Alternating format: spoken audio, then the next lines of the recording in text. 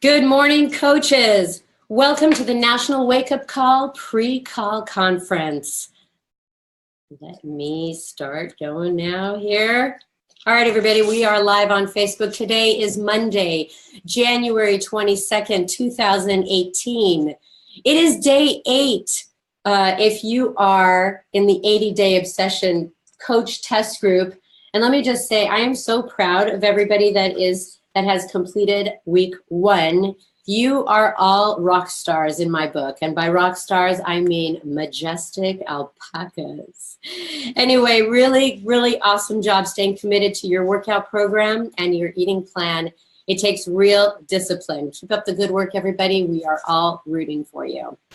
So I want to get started to get to the winners from last week's contest. Here are some of the questions and some of the answers. Number 1, you can now add more challengers to your challenge groups by using the My Challenge Tracker app. How many participants can you now invite? And that answer is 500.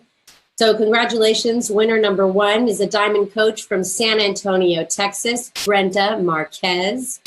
Question number 2. What is the name of the great big boat we're headed on next year for the annual Success Club trip? And that is Harmony of the Seas. Winner number 2 is a 3-star diamond coach from Cottondale, Alabama, Christy Kennard. Both Brenda and Christy are getting a book by Mel Robbins. It's the 5-second rule, and we're giving that away all this month of January because of the webcast that she'll be doing in February for Success Club winners. So if you want to win that book this month, or you just want to have fun and playing in the contest, all you have to do, you can play any way you want. You can play by email. Just email me at coachcall@beachbody.com. You can tweet your answer to TBBCoach411, or you can comment right here on this Facebook page. So here we are, question number 1. Here we go. Number 1, Team Cup starts in February. The prize is a Coach Summit experience. How can your team earn that grand prize? Okay, so remember, February's Team Cup is all about the Summit experience. It's the Summit edition. What are the ways that your team can earn that? Question number 2. Here's an easy one about Shakeology. What Shakeology flavors are in the Vegan Barista Combo Pack? Okay, what are the flavors in the Vegan Barista Combo Pack? So that's it for the pre-call contest. Let me get going with the full call. It's the top of the hour. Good morning, coaches. This is your wake-up call. Today is Monday, January 22nd. And here are the 3 things you need to know for the week. I'm going to go ahead and share my screen so you can see them as I say them. Are we good? Number 1, the January Success Club reward. Help 3 people get started on their fitness journey with a challenge pack, and you will earn a live personal development webcast with Mel Robbins. She's going to teach you simple science-based techniques on how to be more productive. So here's the exciting part. She's actually going to be selecting a few coaches from the live audience where she is going to teach her skills using real examples. So you want to be on that live one.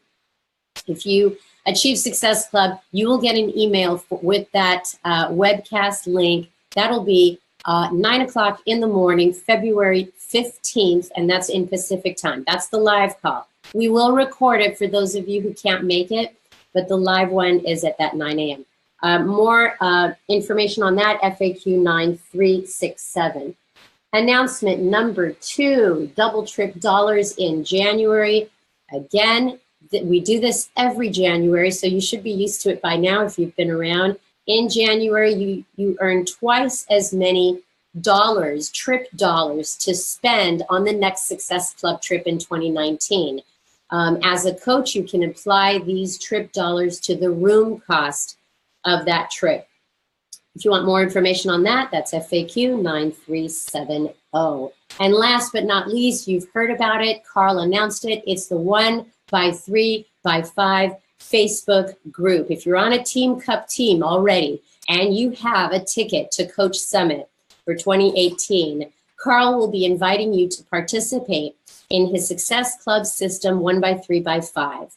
You'll learn how to achieve Success Club while helping your personal coaches do the same. This will run from February 5th up until Coach Summit, and you don't want to miss out on some of these great success leaders that he's getting on, who he's inviting several people to get on. I think he announced Brendan Bouchard will be one of the speakers. And FAQ 8463, those are the 3 announcements that you need to know for the week. And now I'd like to say goodbye and hand it over to Darren in Utah. Darren Ashby, Mr. Voice, are you here? Hey, good morning, Sandy. How's it going? Good morning, and thanks for my new light. I'm digging it. You are welcome. You look fabulous, my dear. Fabulous. And so do you, with the gorgeous view behind you. So take it away. Thanks, Darren. Bye, coaches. All right. It wouldn't be right if I didn't say good morning, coaches. Welcome to another week of advancements. So let's see. I'll get ready on my keyboard so I can see this stuff, because I know a lot of you think I memorize all these names, but I don't. So here we go.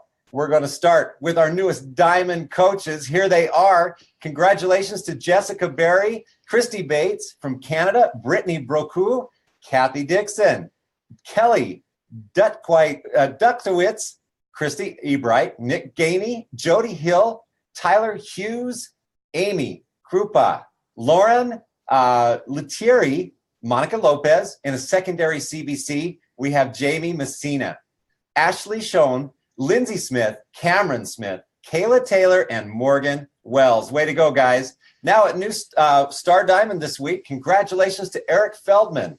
Also, we have a new 4-star Diamond coach this week, Ashley Fildezen. And coaches, we have a new 5-star Diamond coach. Amazing accomplishment. Congratulations goes to Taylor Jensen. All right, that's it for ranks. Now on to the top Success Club point earners for the week. And on top of that list, we have Cindy Tremblay, Emily Faver, Amanda McGuire, Emily Robida, and Brianna Headley. All right, short and simple. That's another week of advancements. Congratulations to everyone on the call. And don't ever forget to make it a fantastic week, everybody. And now I'm honored to welcome to the call the president of Global Sales, Jeff Hill.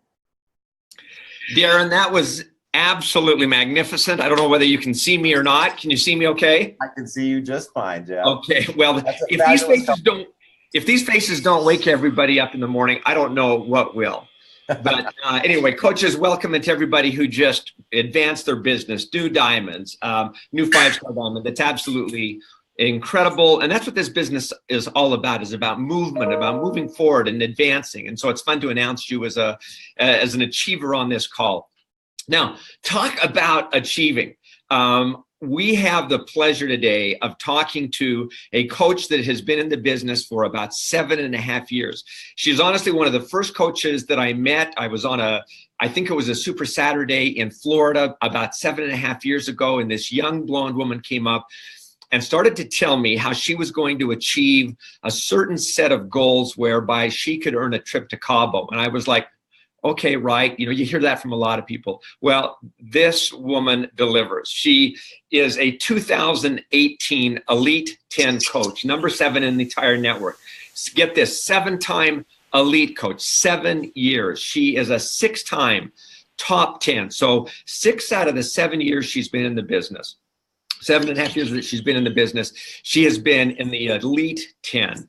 In 2013, she was the top coach of the year. Get this, she is a Superstar Diamond 4, which means she is a 15-star diamond in 4 of her business centers, which is absolutely remarkable. 90 months in Success Club. She's an All-Star 10 legend. So absolutely my pleasure to introduce from Clearwater, Florida, Lindsay Mattway to the call. So Lindsay, are you there? I am, Jeff. Thanks for having me. Well, no, absolutely. I appreciate you being on here. I know you're a busy woman. You got things happening in your life.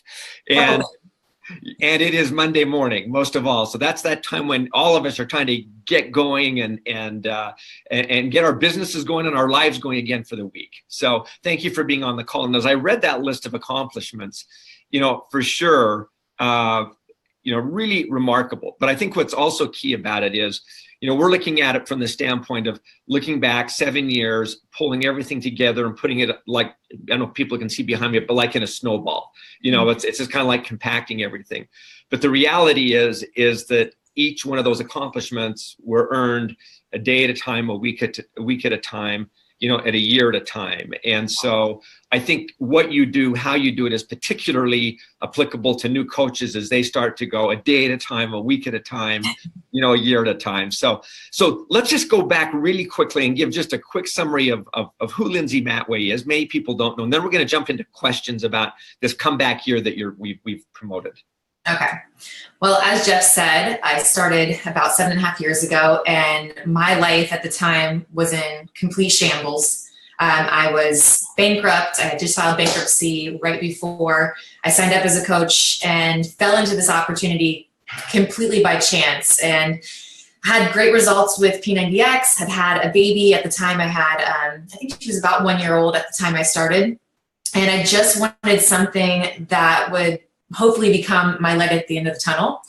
And as I started to get involved with the business and learn a little bit about it, one, my guard went up and like, oh my gosh, I hope this is not some sort of like pyramid scheme.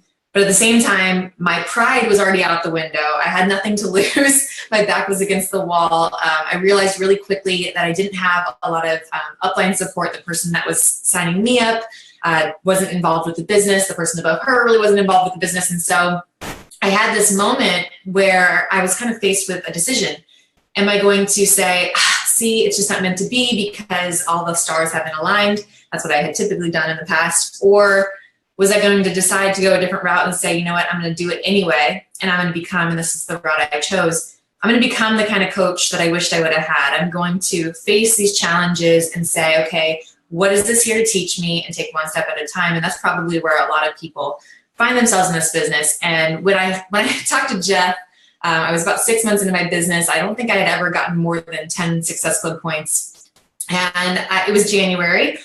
And I just felt like it's a clean slate. Like everyone is back to zero. All the top coaches were back to 0 points. And I thought, okay, I couldn't keep up with them in the middle of the year when I started, but maybe, just maybe, I could somehow keep up with them if we're both at 0. And so I went all in. And when I told Jeff, I didn't know that I would actually win. And in fact, I had no route to actually getting there, but I said, I got to start putting my fears out there and just going for it and giving my all. And that month, when I look back at my 7.5 years, that month and winning that trip, I ended up number 2 out of the 3 people that would win.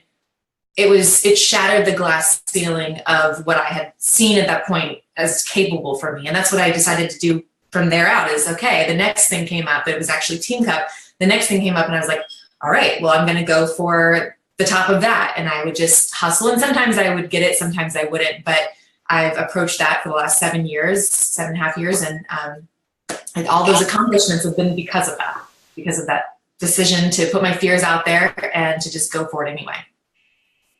Well, I think that's, you threw a lot into that, but I love the fact that you don't always know what the answers are going to be. No. But you put yourself in the position where you started going and the attitude of saying, hey, everybody's at 0. Why not start with them? And so I really, what I want to make sure that we do with these new coaches that are on this call today is that they hear those points, because you are in that same position. And there is so much to learn. And, in fact, you won Team Cup.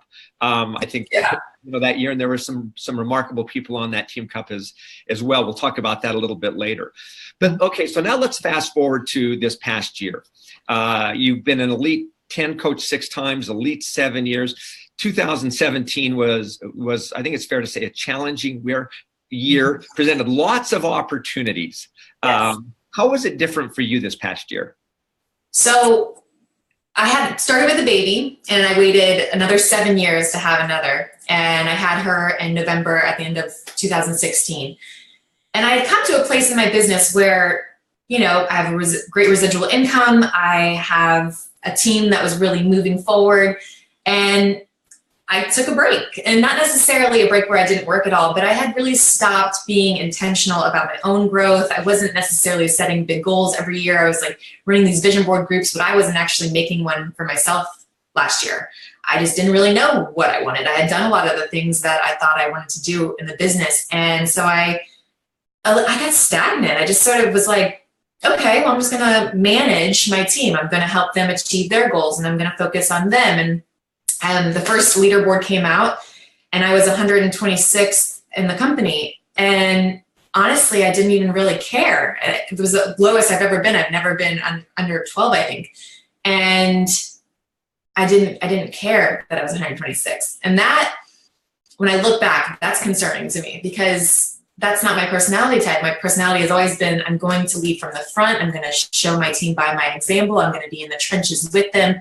And I had taken a back seat and was just sort of going through the motions, and had lost like the joy and the passion for it.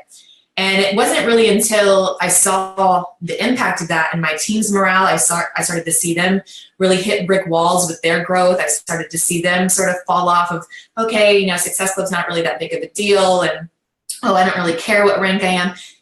And I had started to see people actually leave the business. And I started to see, people just get frustrated and feel like, okay, well, there's obviously, this is not as fruitful as it used to be, so we're going to go elsewhere. And I had this moment where, of course, you can sit there and you can blame this or that or whatever. I just had this moment where, no, I'm not going to, just like back in the day, I could have blamed, I didn't have an upline, or if I would have had this, it would have been this way. I had to go back to when I first started and say, like, I have to own this moment, and I have to own how maybe I have made some poor choices, or how I haven't stepped up to the plate the way that I need to be able to lead these people by my example, and get back to growth and personal growth and intentional growth. And so I really, in April, decided, no, it's time to take ownership of this, and I'm going to change the route that we're going, and take massive action to be able to get us back on track and figure out whatever challenges we were facing, figure out ways around them or over them or through them. And I made a proclamation at Summit to all the leaders. I got to speak in front of the 2 stars and above. And I said, I'm going to climb back from 126 to reclaiming the spot that I know that I'm capable of. And I know that any of them are capable of. So that's what we decided to do. So it's one thing, let me just get this on video again, if they let me back on. It's one thing to, kind of rally the troops and say, okay, we're gonna charge the castle. Okay, we're gonna do something. And in order to get back, it had to require some massive and some very pointed action to claw your way back in. It sounds like, I got my attitude right. I was accountable. I was responsible. I was owning this thing. But then you've got to take that and you've got to say, okay, now I've got to start. So what were some of the things that you thought were the most leveraged activities that you engaged in that made the difference in clawing your way back into to Elite 10 again? Right. So hopefully you guys have watched the past 2 weeks of Melanie and of Ashley, because they talked a lot about the vulnerability piece. They talked a lot about growing in your knowledge of the new social media ways. And I personally had been chilling on my Facebook personal page, ignoring everybody else. I got this. This is good for me, because it's my comfort zone. But I had to realize that things were shifting to Instagram. So I had to get really intentional about learning and being a student again. And so I think for me, it started with me starting to become more vulnerable on social media. It started to, follow the people that were the newbies that were doing new ways of social media, the top coaches that you see, kind of the up and comers, following them, seeing what they're doing, taking courses, figuring out what could work for me, trial and error, sharing those things with my team, collaborating with other coaches in the network to be able to get new ways of looking at things and thinking. A lot of, like I said, trial and error, but a lot of things didn't work. We'd try, let's do this kind of group, and we would do it, and some of it would work and some of it wouldn't. So you'd leave the stuff that wouldn't and you move forward. And I think in this business, my whole business has been built on trial and error, because I didn't have clear direction on where I was going, but I would always try to take myself out of where I am at and be the customer and say, okay, if I were in the customer experience again, what were the things that I wished I would have had back in the day that would have made the experience easier? Or what things as a new coach would have made things easier for me? And so I'm always trying to think ahead of, if I am in that person's shoes, what do I need now? So I did the same thing with new coaches these days. Instead of copying and pasting coach assignments from 2 years ago, I started to think, what do they need right now? And working really closely with those newbies to be able to walk them through the new social media way. And if you didn't watch Melanie's call, she talked a lot about that. So that was the first thing, becoming that student, becoming like getting fresh again with the ways that I was doing things, rather than just being stagnant, instead going through the motions of what had always worked in the past. Just again, see if they will let me. As we get this thing worked out, we're working kind of the toggling back and forth of what's working with video and what's not. So it's a little rough, coaches. Give us a little forgiveness here. But I think what's so key in what you're saying is this trial and error. Every coach that I've met that's been successful, our Elite 10 coach and others, is that is a piece that they are willing to engage in. Is one, they're curious about what is working. And I wrote down some words, that you were just talking about here, is that, you develop the mindset of a new coach. You would best practice off of what the newer successful coaches were doing. So the fact that you've been in the business for 7.5 years didn't stop you from going, hey, what's so-and-so doing? And what does it look like? And then the trial and error aspect, which coaches, it's not just trial and error. What that means is that you are jumping in and trying something and then learning from that. And it's the rinse and repeat process. Let me ask this question before we move to another piece. But in your mind, Lindsay, what does the activity difference look like between a hobby coach and a coach that really wants to build a business? I think a hobby coach does things when it's convenient, and a business coach does things out of discipline. So they don't wait to feel like it. They do it even when they don't feel like it. And I know for a lot of us, if we're in the mode, we can crank out some work. But then if you're not in the mode, you don't even initiate that action. For me, I have to get to a place where I initiate the action, just like in workouts. I do it regardless of how I feel like it, because I find that once I start doing it, I start to feel like it. And so I think that that's the difference that I see in hobby coaches and actual business builders, is the ones that are willing to get the most uncomfortable and do the hard stuff. Those are the business builders. And then the ones that are kind of in it for the fun, they're there for the good times. They're kind of gonna go with based on, when they feel is best. That's a hobby coach. So if you really want to build a business, you're going to have to do the things that it takes to do that, which is going to cause you to make some sacrifices and do things when it's uncomfortable. And honestly, it's those fears, it's those things that are the scariest that move you forward the most, and that actually cause you to rise up to become the leader that you can be. As you look at this last year, Lindsay, and you talked about, I was watching newer successful coaches. Can you identify something that you learned that said, man, this was a learning, and through trial and error, I honed this process where I feel like I got significantly better at, and that helped to make a difference? Yeah, I think Insta stories. First it was Snapchat, and I had a hard time even thinking of how I would build that. And then when Insta stories came into play, I had been doing Instagram for a little bit. And actually, for those pregnant women out there, I grew my Instagram while I was pregnant. That was the biggest shift I made, because I actually learned why you would use hashtags. I was like, oh yeah, I want to look at other people's bellies as they grow too. So I grew my Instagram while I was pregnant with my last daughter. I'm pregnant again. But doing Insta stories, I couldn't see little clips of my life throughout the day. But what I have realized through watching these people's stories and what they were sharing is it's like the behind the scenes. They're getting to see the real, vulnerable piece of you. And I think that that's what everybody on social media craves right now, is something tangibly real. And it's really hard to fake when you're sharing daily throughout your life. And they're getting to see a side of you that maybe they couldn't see through the filtered photos and everything that was perfectly, statued on your Facebook and your Instagram. So I think that watching people that were really vulnerable, how they were sharing little bits about the business, almost using it like a live sneak peek into the business, I was like, oh, wow, okay, now I can see why that would be attractive, because it's not this little cookie cutter, image of what the business might look like. It's the real behind the scenes business, like with the kids screaming in the background and what it looks like. And that, to me, I think cuts a way better picture of what this business really is. And I really admired those people for doing that. I said, okay, I'm gonna do that too, and I'm gonna do it in my own unique way. And I think that's the key to it as well. Well, I think that's a great example. I think that, what's interesting too is with some of the algorithm changes that Facebook has just announced.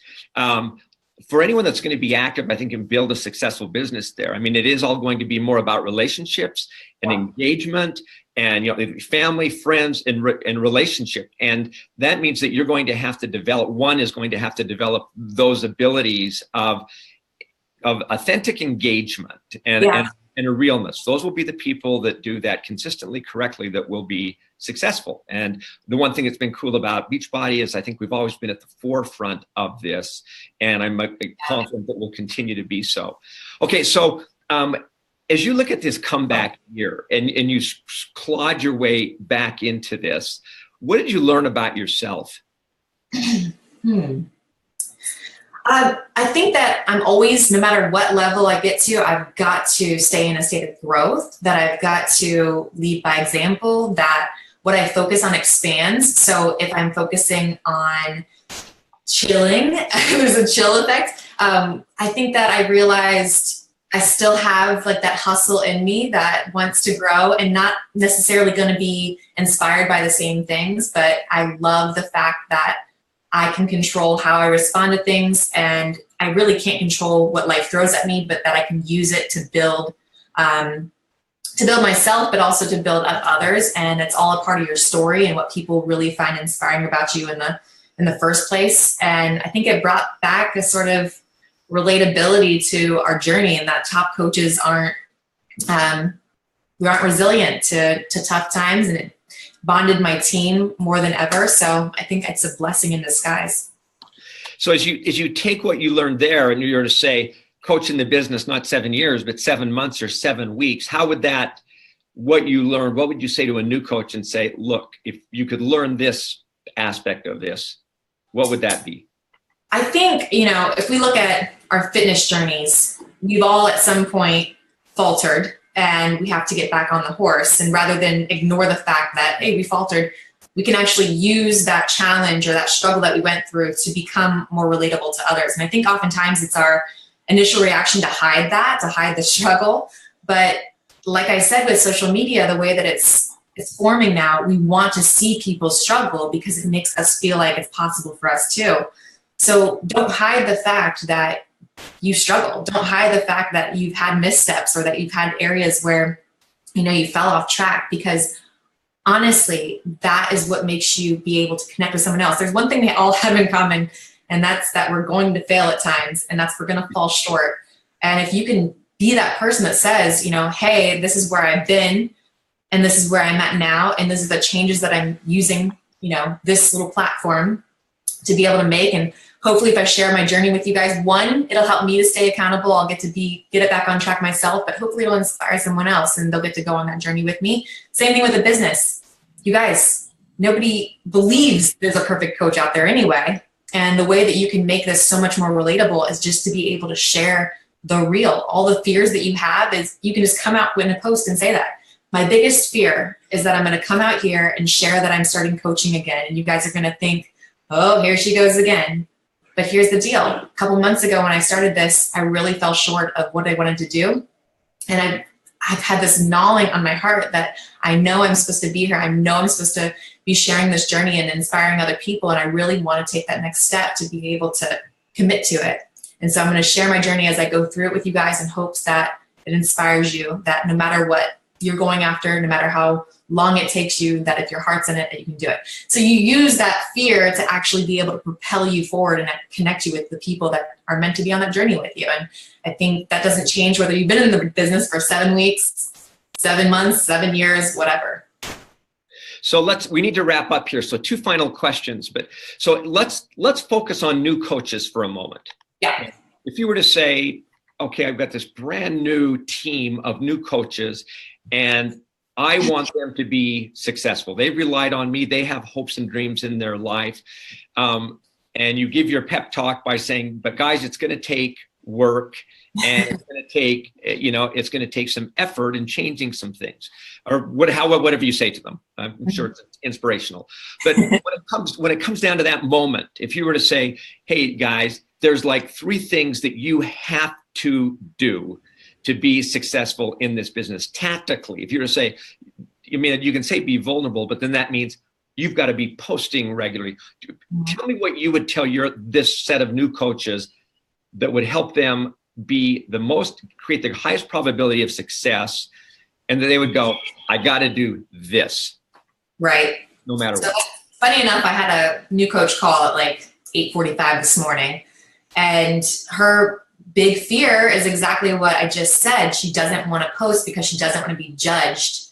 And guys, I'm here to tell you, people are judging no matter what. But number 2, most people are so fearful of what other people are thinking of them, regardless if they're a coach or not, that they're not thinking about you. They're so worried about themselves. And so we have got to be the kind of people that just take off the layers and share, because you're releasing that. When you're releasing that yourself, you're releasing it for them. So I'm always thinking about, when I'm posting, I'm not thinking about every single person that's going to see my post, because that makes me feel like, what is this person going to think? I think about my ideal coach, my ideal customer, who's the person that I'm supposed to work with. And for me, it's me 7.5 years ago, that person that was so broken, so desperate for change, that she just wanted that future for her family so bad. So I think about her, and I think about the things that she needed to see in someone else to feel connected to them, and the things that she needed to feel or see to be able to take that first step. And I speak to her. And so when I'm sharing my vulnerabilities, I'm not thinking of everyone that's going to see me. I'm thinking of her, and she's worth it. And so if there's anything that I can tell you, it's just to take that first step of action, to be able to just lay it out there and post regularly about your journey. You don't have to even pretend you're a coach. You can focus on just sharing your journey as a customer if you want to start. But taking that initial action and getting that stuff out there, that will build up your confidence. And action is the only way to get there, because if you're keeping it all to yourself and you're trying to craft this perfect post, it's going to make you stagnant. It's going to stop you in your tracks. And so think about that one specific person. Pretend your Facebook is closed to every single person out there except that one person. And that will help you to be able to release some of that stuff that you're supposed to share, but you're holding back out of fear, because it really is one of the biggest blocks that I see with coaches, is just that absolute terrified fear that someone's going to think whatever about you. The number 2 thing is that all the roadblocks that you hit, they're not there to tell you this is the wrong platform or this is not right for you. You're never going to be able to do this. No, those are going to be things that your future customers or coaches are going to be dealing with. And the reason why you're dealing with them right now is because you have to be able to get over them. So you're going to be able to help turn around and pull your coach that's going to go through the exact same thing over that hurdle. And so the way that I've always viewed this is like, okay, I'm in a struggle right now. What is this here to teach me? How can I use this to be able to then mentor the next person that's going through it? I remember Bonnie Engel struggling with people judging her and making fun of her in her journey to start. And I could tell her, honestly, I went through the exact same thing. Here's what I did, this, and this, and be able to lift her through that hurdle. And then what happened to her? She had to mentor other people through that same hurdle. And that's exactly why those things are given to you. They're not there to take you down. Lastly, those challenges, they're there to create a connection.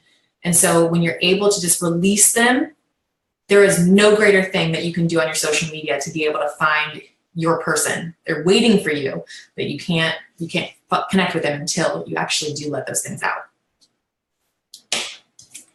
I think those are great insights. And again, I'll say, coaches, this is a deal where it's so easy. And sometimes I look at Lindsay and I go, man, she's been so successful. She's done all of these things.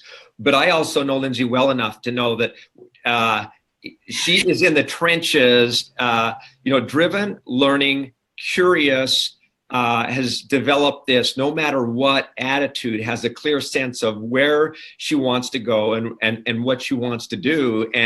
And I'll bet you there's 1,000,001 mistakes along the way. But that 1,000,001 mistakes means that, again, she's continued to put herself in the situation to create experiences and to create results. And as a new coach, I can't overemphasize that, man, you've got to be doing. You've got to be sharing your journey. Again, the imperfections are what make it relatable. And the character is built through doing hard things. That's just the way it is. And success is built through doing the hard things of this business. But the fun thing is it's also helping people. And so we have this magical balance of learning to do hard things, building character, helping other people, and growing. And who gets to do that? Okay, Lindsay, we have to wrap, but just 30 seconds. Beachbody and Lindsay Mattway, the Lindsay Mattway family. How do things look? How have they changed? Gosh, everything has changed. It's generational. At this point, it's a legacy for my children's children's children. I would have never even comprehended where we're at today. But what's even cooler is, I was with a group of my girls this weekend, and it's their family, and then their children's children, and their children's children's children, at this point. And that, to be able to look back and be like, wow, not only has our life changed, but we've helped change, hundreds of other people's lives, and that we have that opportunity still. It's I believe, even more prosperous today than it was back when I started, because there are so many tools, because there are so many things at our fingertips. All you have to do is be willing to let down, the fact that you are gonna at times look silly and fail and stuff like that. But it's so worth it when I weigh out what our life looks like today, our children's opportunity against the judgment of some random stranger. It just doesn't even compare. And so, I hope that those of you that are watching this understand what you're sitting up against. I mean, it is the most amazing journey to be sitting in this chair, pregnant with my third baby, another baby downstairs playing, and getting to be present with my family. And it's just something I never had, and that I get to not only give my children, but also know that there's so many other kids out there that are going to have their families involved with their lives in whatever capacity. And it's a blessing that I look forward to paying forward as long as possible.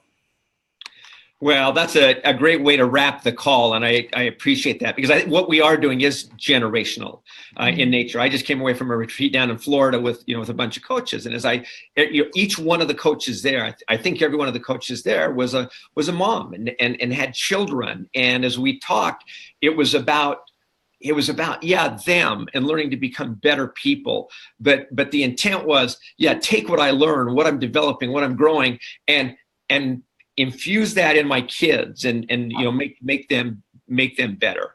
And that's what this is all about. And it's pretty cool. So Lindsay, thank you so much for being on the call with us. Thanks for your example.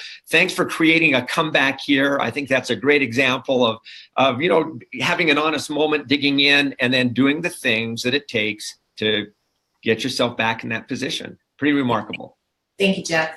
All right. All the best. So coaches, just wrapping up. I mean, Lindsay's talked about a lot of things about mindset, about pulling back in. And I think it's every bit as relatable to a brand new coach as it is to a 7.5-year coach. But one thing I know that Lindsay has done, and many other successful coaches do, and that I get asked all the time, what do you do to be successful? And one of my trite answers is, put yourself in the place of highest potential. Do the things that will create success for you. And sometimes we try and overcomplicate those. One of the areas that is the place of highest potential this month and next month. Obviously, many of you are in the 80-day obsession test group. That is a place of highest potential because you're engaging in a program that has the probability of giving you the greatest fitness results with that program. We all know that. That is why you're there. Similarly, okay, now, and listen to me, because I think there's people that are smart and I think there's people that are less smart. People may get mad at me for saying that. But if you want to put yourself in the place of highest potential in a business perspective for this month and for next month and the months to come, you will be part of Team Cup. Okay, let me repeat that. You will be part of Team Cup. It is simple. Okay, what happens in Team Cup is pulling people together, focusing on the right activities, lifting each other up, holding each other accountable. There's something that happens there. Yeah, it's simple. It's one of those things that it's so easy to do that sometimes it becomes easy not to do. But it will take effort to get on that team and pull together. The other thing that's so phenomenal about this month and the way we're aligning our resources and Carl's mind and best thinking is he's created this Success Club 135 Club and or Facebook page, and you can participate in that as well and get this gleaning of best practices and learning. Of course, you have to be registered for Summit. But man, if you want to be successful, if you want the highest probability of creating success, of getting the best learning coming to you, of engaging in the best practices and the tactics that build this business, why wouldn't you? So here's the deal. If you're a diamond coach, 2-star diamond coach or above, man, you ought to be leading a team. Just no excuses. You ought to be leading a team. If you're below that in rank, okay, if you haven't been invited to a team, then manage up, get on a team, because that is where success, the highest probability of success will be found. Okay, simply put. And you take the other pieces and you blend that in, and it's a good thing. So coaches, that ought to be a priority amongst everything else that you're doing, is to get your team registered this week, because that will be a leading indicator of the success that you have in the month of February, March, and April. I know it. I've seen it happen year after year after year. So I don't know, believe me not, but the smart ones, they'll believe me on this one. So coaches, thank you for being on this call. Thank you for changing people's lives, for taking ownership and being accountable of your own life. That's where character is built. That's where results are built. That's where dreams are built. So thank you so much. And we will talk to you next week.